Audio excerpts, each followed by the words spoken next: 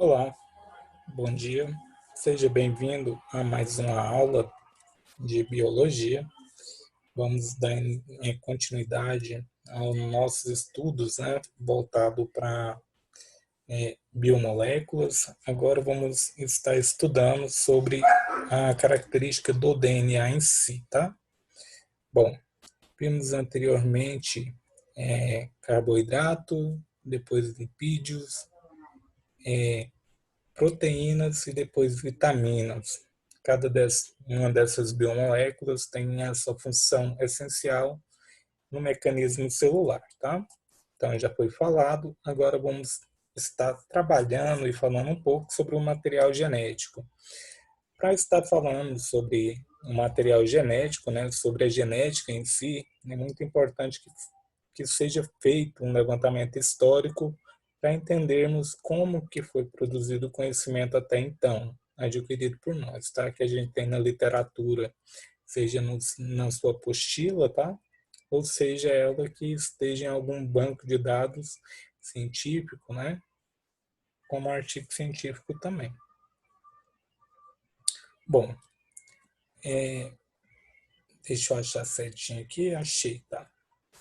Bom, dando continuidade ao que eu havia dito, tá? Provavelmente pode aparecer algum ruído aí, mas não reparem com relação a esse ruído, porque eu estou em casa e tem barulho de um lado dos meus vizinhos, tá? E daí pode interferir também. Porém, eu quero que você se atente com relação ao que eu vou falar sobre os conteúdos que a gente vai estar trabalhando. Bom, para iniciar, o ser humano, a nossa linhagem, né, conforme ocorreu o sentido evolutivo da nossa linhagem, da linhagem humana, sempre fizemos a seleção, seja ela uma seleção botânica, né, ou seja ela uma seleção animal, para o nosso uso. Ou seja, selecionamos características que eram boas para nós e com isso a gente fazia a seleção genética, né? Bom, a, porém a gente não tinha muito conhecimento com relação a isso. Uma primeira pessoa que parou para observar esse fator, né, de como que ocorria a transmissão de caracteres foi Gregor Mendel, tá? Gregor Johann Mendel, que foi em 1866 que ele publicou seu trabalho. Mendel, ele era um monge, tá, austríaco, que passou sua vida ajudando seus pais em uma pequena fazenda e ali ele observava, né, que as características sumiam e apareciam em uma determinada geração daquelas hortaliças, né, daquele vegetal que o pai dele cultivava. Isso intrigava muito Mendel, tanto que Mendel ele foi para o mosteiro para estudar. Lá ele teve a oportunidade de estudar e dar continuidade às suas observações. Foi através dessas observações que ele conseguiu propor duas leis, né? De como que ocorria a transferência de caractere e como que os genes se segregavam de forma independente em cada característica. Bom, após a descoberta de Mendel, em 1895, esse renomado bioquímico, tá? Cujo nome é Fischer, ele conseguiu isolar um composto biológico. Ele trabalhava em um hospital. Nesse hospital, ele fazia a coleta de macrófago que que estava ali naquelas ataduras cheias de pus, tá? Os macrófagos são células que ajudam na defesa, né? Para combater a infecção. Então, ali naquelas ataduras cheias de pus, né? Uma coisa não muito bonita de se ver, ele conseguiu fazer o isolamento dessa substância que ele denominou como sendo nucleína, tá? Então, a primeira pessoa a fazer o isolamento do material genético foi o Friedricher, em 1895. Bom, eu coloquei intermediário aqui, esse jovem aqui, chamado Chagaf, porque ele querendo ou não, ele apareceu com seus estudos, né, com relação à genética, bem antes da Rosalind Franklin, apesar que vocês vão ver que uma coisa está ligada na outra. Por quê? Porque o Chagaf ele já estudava com relação ao material genético e ele que propôs com relação às bases nitrogenadas, né, adenina, timina, guanina e citosina. Então, ele que conseguiu, em seus estudos, verificar a proporção matemática de cada base ali do material genético. A Rosalinda, ela e o Maurício, né, que eram da mesma instituição, trabalhavam juntos, eles conseguiram mais mérito da Rosalinda nesse momento aqui, porque ela conseguiu, né, uma difração de raio-x perfeita da molécula de DNA, onde a gente consegue ver, né, como que é formado o DNA. Bom, após, né, essa descoberta de Rosalinda em 1951, veio dois jovens rapazes, né, e se apropriou de forma indevida do conhecimento dela. Bom, a história ela é bem controversa, tem vários pontos de vista e posicionamento, tá? Tanto da sociedade quanto também do meio científico em relação a isso. Alguns defendem Watts e Crick devido à sua importância, né, e eles ter conseguido propor o modelo de helicoidal do DNA. Porém, outros condenam porque eles apropriaram de informações do laboratório da Rosalinda, onde eles pegaram essa imagem, né, de difração de raio-x e ali eles conseguiram propor o modelo, né? O modelo nunca foi o interesse da Rosalinda propor o modelo, tá? Porém, no período, né, entre 1950 e 1955, estava ali uma guerra para quem conseguisse propor primeiro o modelo, tá? Então, após a verificação da imagem, o James Watson e o Francis Crick, eles conseguiram propor esse modelo aqui, utilizando também o conhecimento de Chagaf, tá? Para encaixar no modelo helicoidal do DNA, eles utilizaram o conhecimento de Chagaf com relação às bases nitrogenadas. Então, até o presente momento, a gente tem todo esse conhecimento aqui, onde um pesquisador influenciou na carreira do outro, tá? Alguns anos depois, o Watson e Crick ganham o Nobel com relação à formação dessa molécula. Eles propõem alguns outros trabalhos que também influenciaram muito com relação à genética moderna, depois da era de Mendel, tá? E Mendel, na época dele lá, ninguém conseguiu entender o trabalho dele, porém ele foi redescoberto esse trabalho algum tempo depois, tá? E depois que foi redescoberto, o povo viu a genialidade que tinha contido naqueles artigos, né, que foram publicados pela Associação de Brum, tá? Ok. Como eu havia dito, né, Chagaf, ele que propôs, ele que estudou, né, as bases nitrogenadas do DNA. E ele propôs o seguinte, que o DNA ele contém bases purinas, tá? Que no caso contém dois anéis aromáticos, e a base pirimidina, que no caso contém apenas um anel, tá? Aí, como base purina, a gente vai ter a adenina e a guanina, e como base pirimídicas, tá? A gente vai ter a citosina, a timina e a uracila. A uracila é encontrada apenas no RNA, tá? Ok. Feito isso, né? Após o trabalho de Chagaf ser publicado e ser utilizado por Watson e Crick, né? a gente sabe que para formar um nucleotídeo é necessário de um açúcar. No caso, eu vou ter a formação de um DNA. Perdão, tá? Eu vou ter a formação de um açúcar, a utilização de um açúcar e de um fosfato, tá? De uma base nitrogenada para formar um nucleotídeo. Aí, no caso, eu vou ter a desoxirribose, tá? Por DNA, e a ribose, que é esse açúcar simples aqui, com OH. A única diferença vai ser aqui embaixo, na ligação, aqui tem apenas o hidrogênio, aqui tem um oxigênio e o hidrogênio também, tá?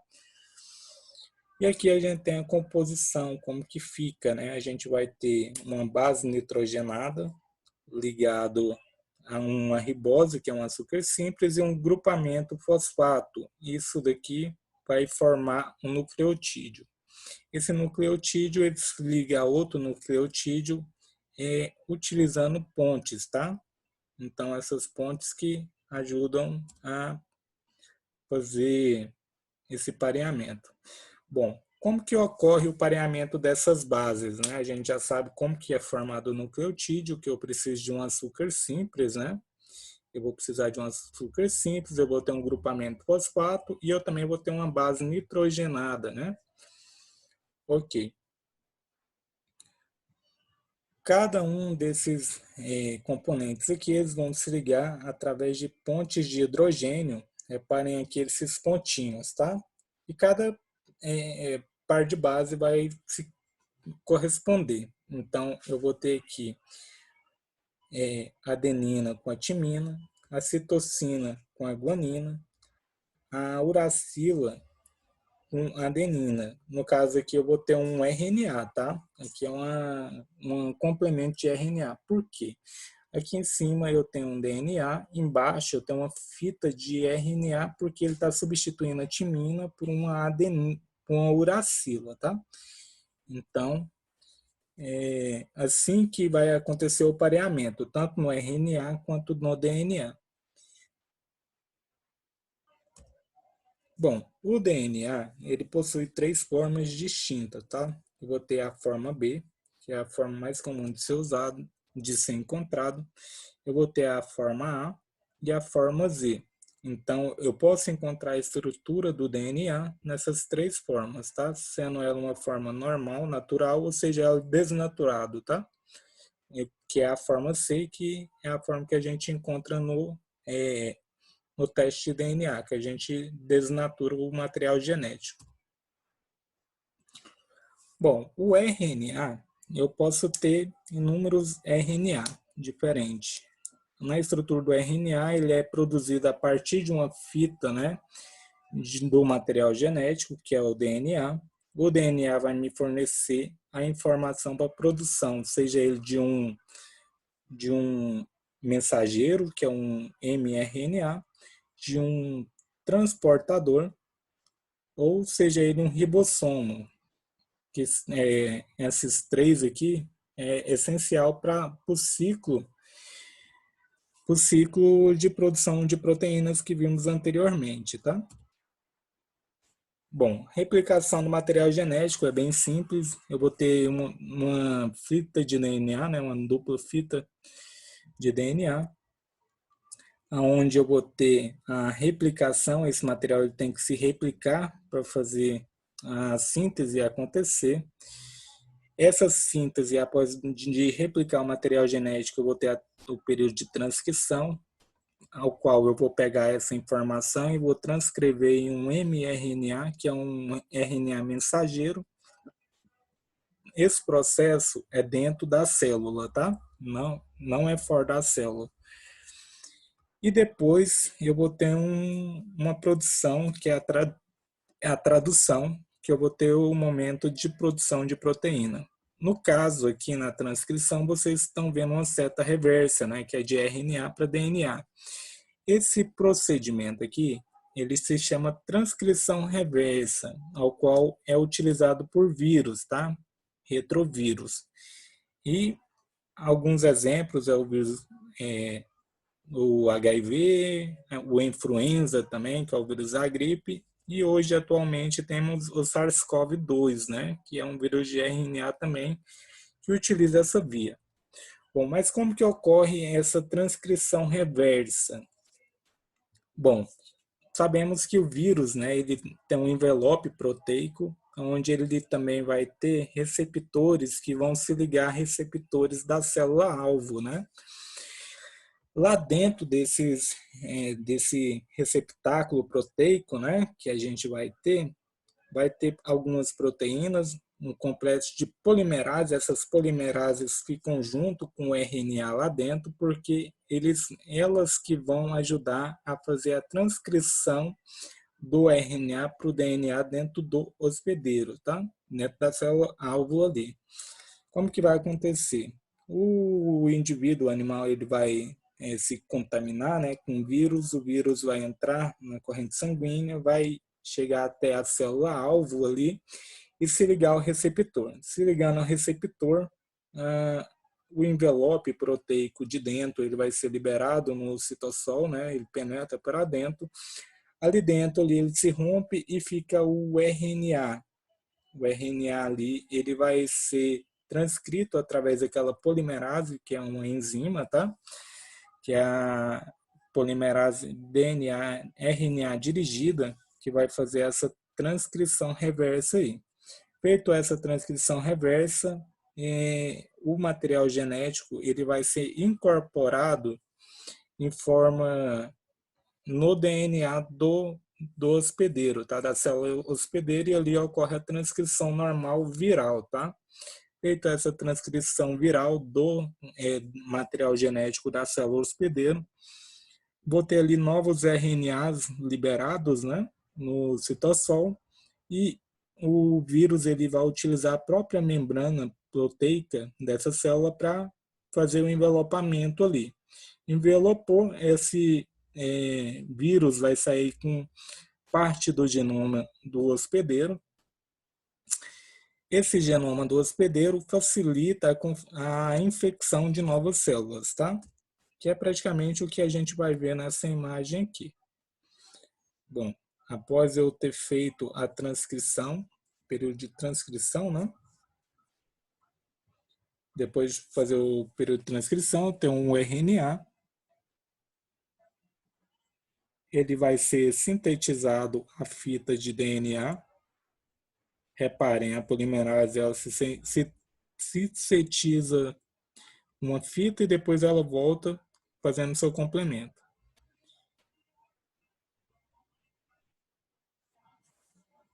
Aí ele vai ficar desse tipo aqui e depois é acrescentado no genoma do hospedeiro, tá? Da célula hospedeira. E ali ele consegue fazer com que a célula faça uma síntese proteica, né, do vírus, para o vírus estar aproveitando o ciclo dele.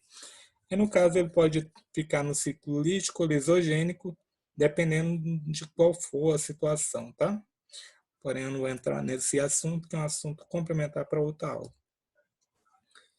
Bom, o período de transcrição, o material genético, como havia dito, ele traz todas as informações de um indivíduo. E anteriormente, quando falamos de proteínas, vimos esse maquinário, né? Vimos como que inicialmente ele funciona. Sabemos que o DNA ele tem uma carga, tá? Sabemos que o DNA ele tem um sentido, né, da sua replicação. O sentido sempre será 5 linhas, que no caso é aqui, né, para 3 linhas, que é o sentido que a RNA polimerase vai fazer a leitura, tá? Bom, como que vai acontecer inicialmente? A dupla hélice do DNA, ela vai ter uma torção, tá? Ela vai ficar em forma de anel. Depois vai vir a primase, que é uma DNA uma enzima que vai iniciar, colocar um primer iniciador. Aqui eu tenho a primase, tá? E conforme a primase ela abre essa fita, vem a helicase. A helicase ela vai abrindo, ela você pode encontrar na literatura chamada de helicase ou girase, tá? Porque é a mesma coisa, tem o mesmo papel, só muda a forma de falar. A helicase ou girase, ela vai abrindo essa fita, tá? Quando eu falo abrindo, ela vai rompendo as ligações de hidrogênio, as pontes de hidrogênio entre as bases nitrogenadas, e vem algumas proteínas que impedem que essa fita volte, né, a ter um pareamento novamente. Essas enzimas é chamada de SSB. Ela tem uma alta afinidade com o DNA e ela impede com que a fita ela volte ao jeito que estava anteriormente. Feito isso, eu já vou ter colocado o primer, né, que é o meu iniciador, essa sequência aqui. Colocando o primer, vem a minha DNA polimerase e faz com que seja transcrito. Eu vou ter uma fita líder, que é no sentido 5,3, né, que é o sentido normal, e uma fita retardada, que é uma fita mais lenta, que é no sentido 5,3 também, só que inverso, tá vendo aqui? 5,3. Bom, a RNA primase, ela coloca o primer, deposita o primer ali para mim, né? E depois vem a minha polimerase e começa a colocar os nucleotídeos ali.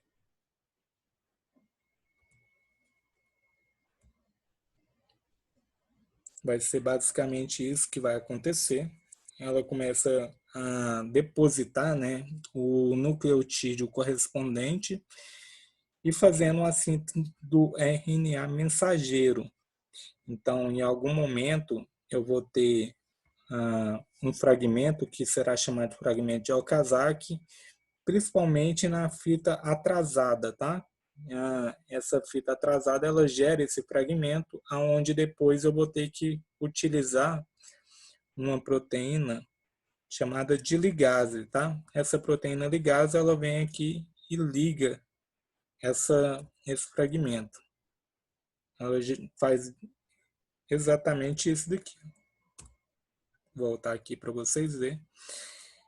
Tem um gap, né? Tem um buraco lá na fita sintetizada que foi na fita atrasada. Ela vai lá e a ligase liga esse ponto que está com esse buraco.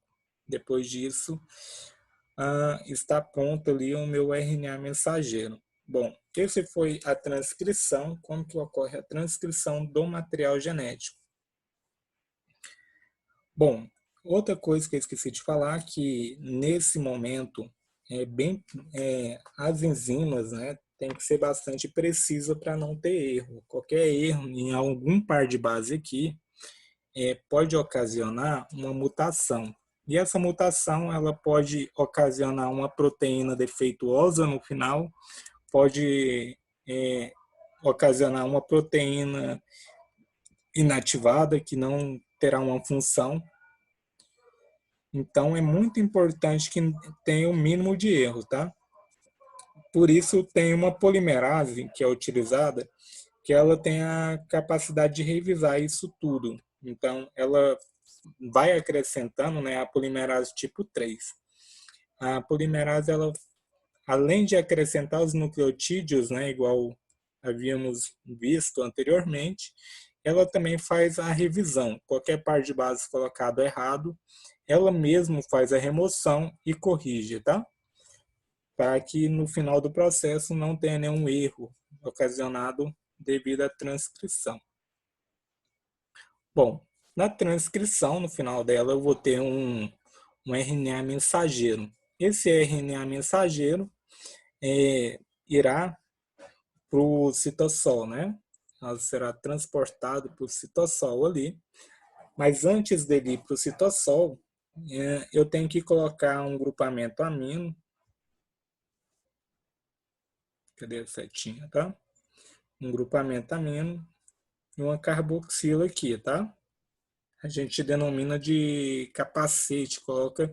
Isso aqui é para evitar que o material genético, o meu RNA, ele seja degradado no meio, tá? Por nucleases. Então, é necessário fazer esse envelopamento.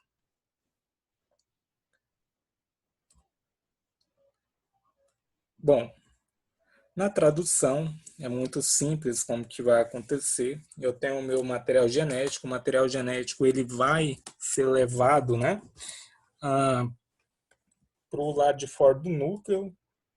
Ah, o mRNA ele vai para fora do núcleo e lá já tem o ribossomo, né? Cadê a seta aqui?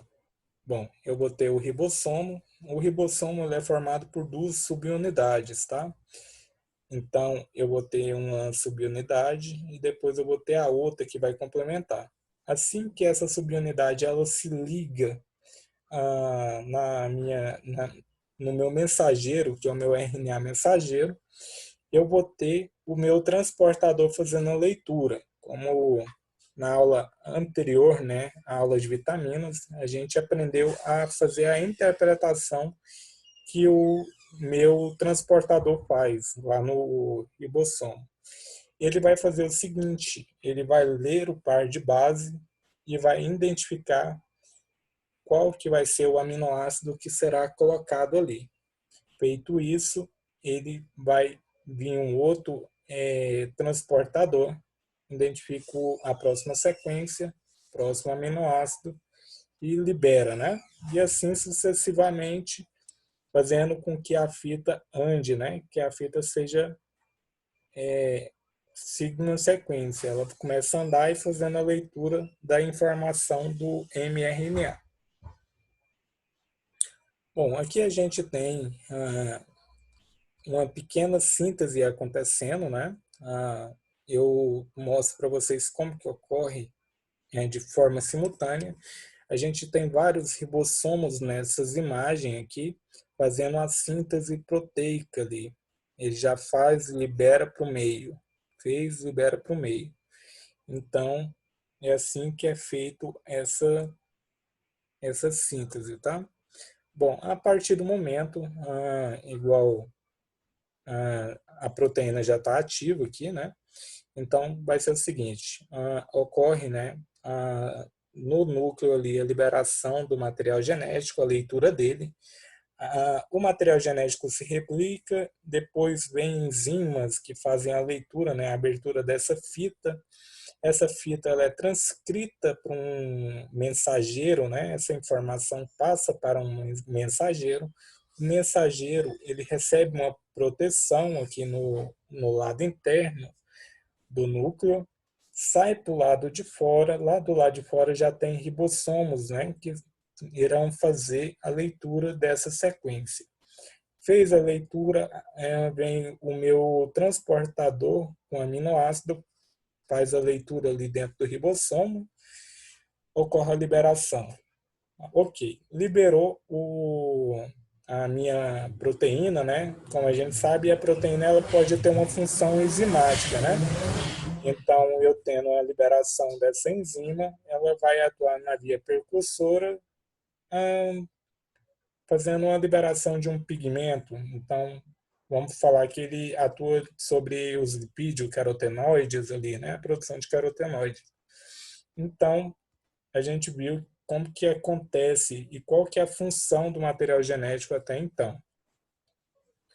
Bom, outra função que muitas das vezes a gente fica de cara, né? Que hoje em dia a gente domina muito bem isso, que é o exame de DNA. Como que acontece?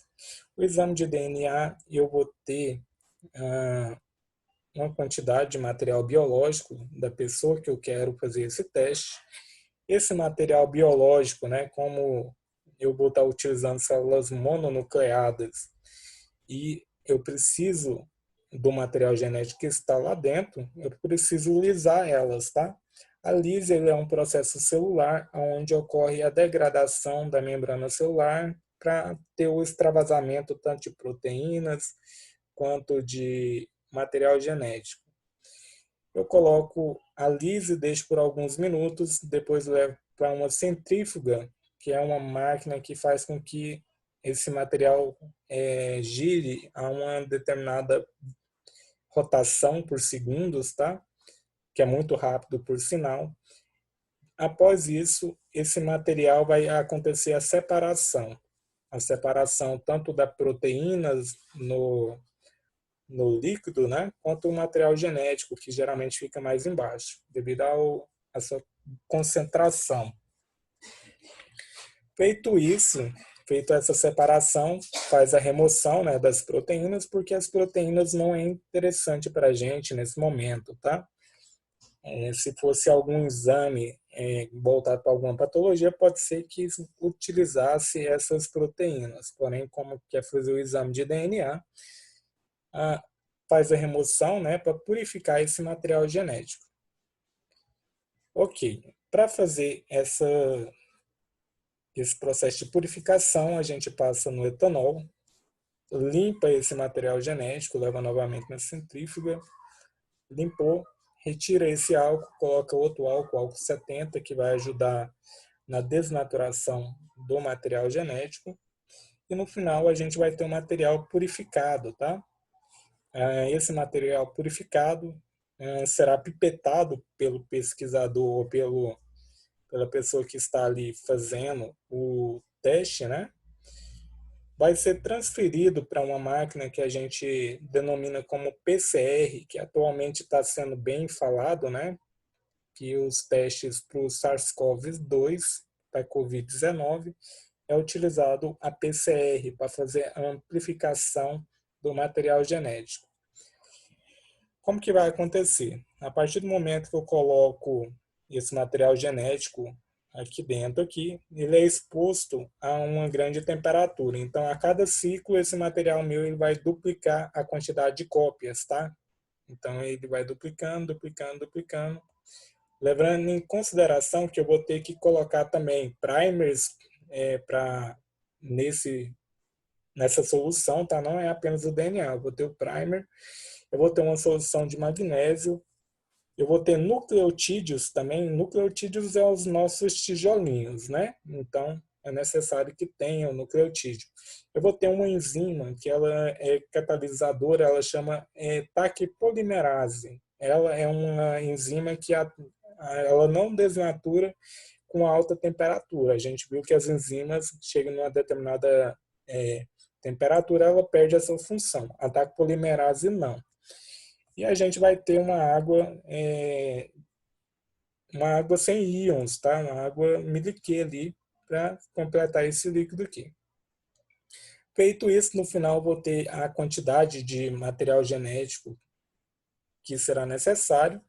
Eu vou utilizar para fazer a visualização do meu exame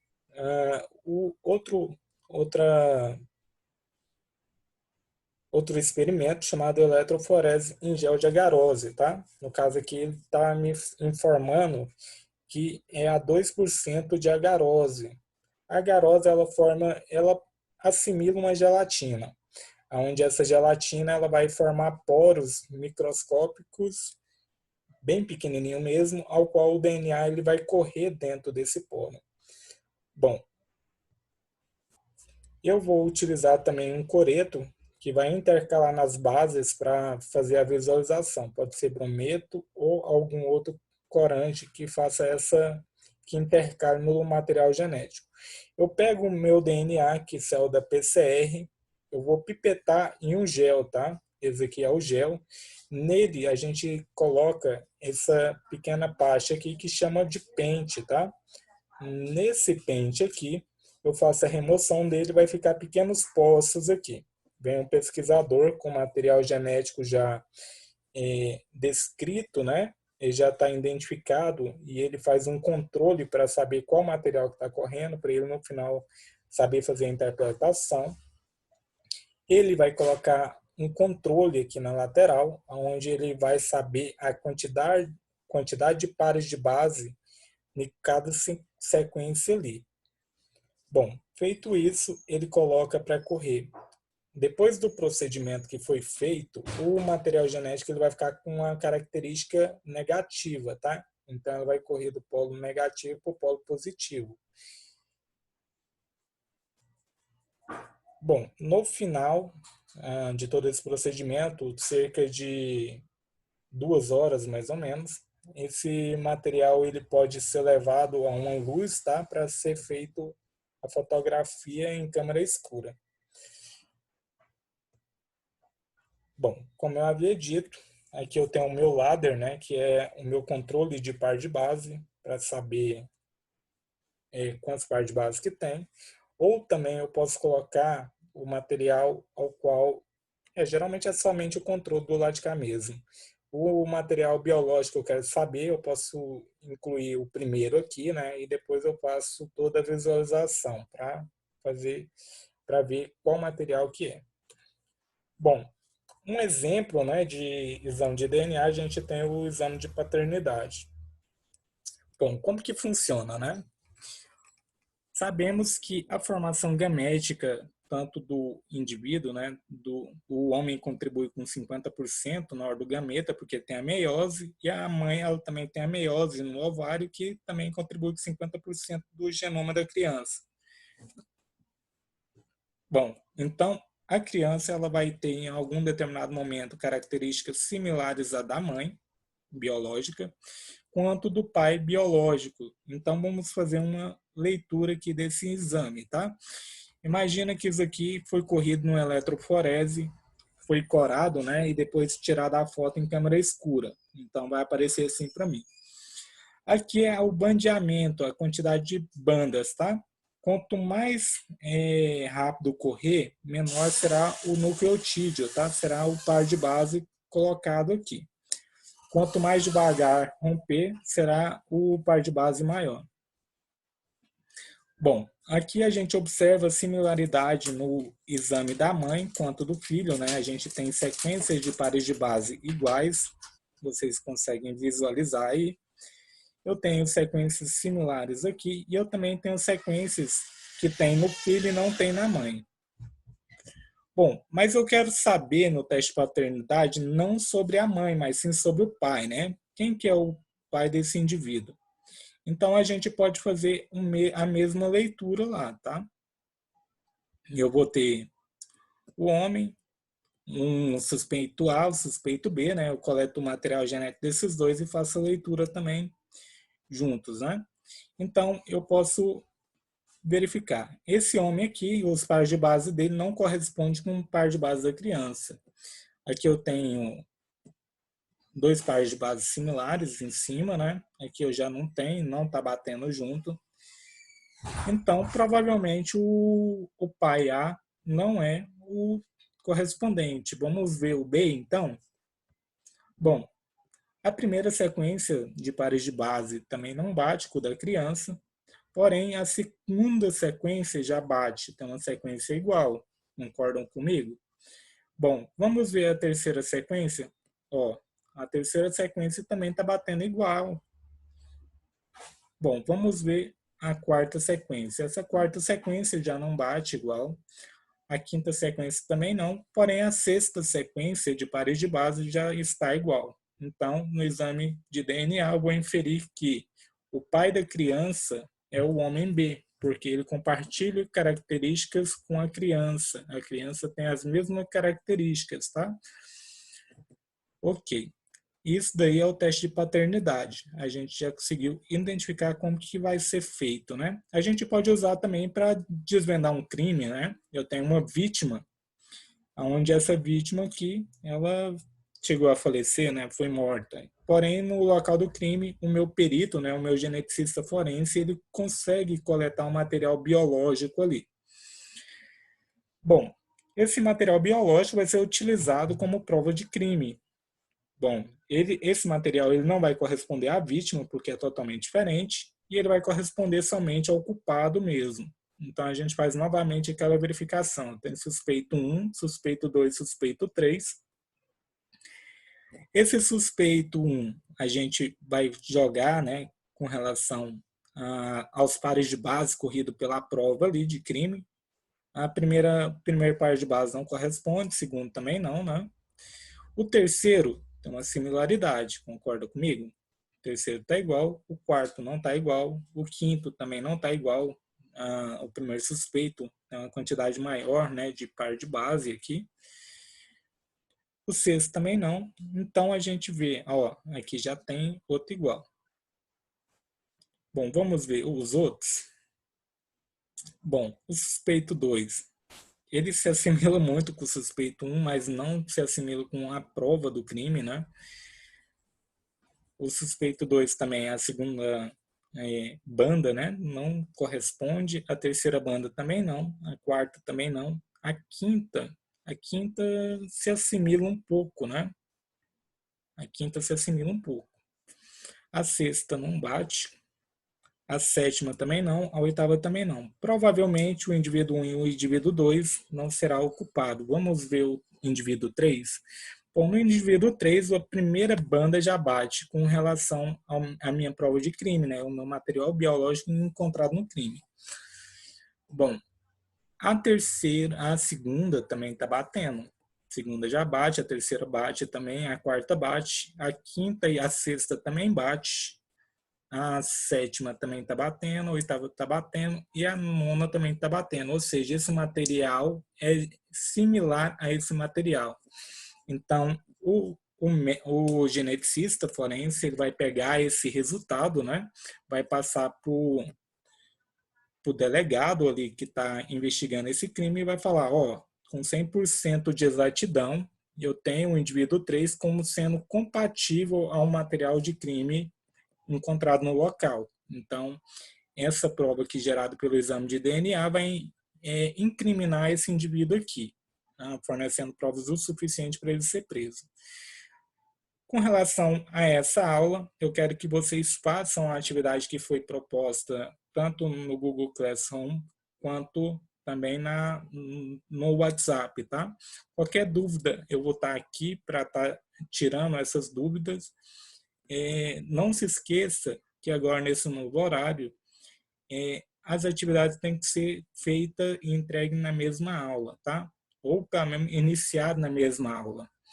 Qualquer coisa, se não der tempo, eu vou estar passando um tempinho a mais para vocês estar fazendo. Qualquer dúvida, entre em contato comigo via WhatsApp, tá?